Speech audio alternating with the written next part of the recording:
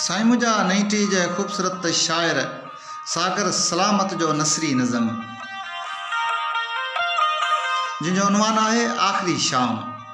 वो बेंच ते वेठल शाम जे अखियुनि में छा ॻोल्हे रहियो हो। वो बेंच ते वेठल शाम जे अखियुनि में छा ॻोल्हे रहियो हो ऐं पाण सां गॾु हिकु ख़त हुअसि जंहिंमें लिखियल स्कूल जे दौर जूं यादूं हुयूं।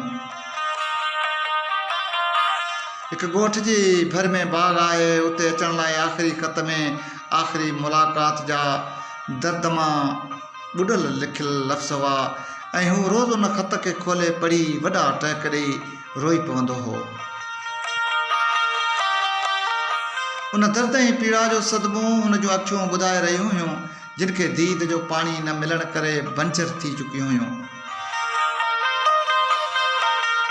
हिकु शाम आख़िरी ख़त ऐं मुलाक़ात सां गॾु उन आख़िरी शाम खां पोइ राति जे तनाए में गुम थी वियो, जिनजो पतो का बि अखि नथी ॿुधाए, न कंहिं राति जी सकरात खे का सिध पइजी सघी आहे।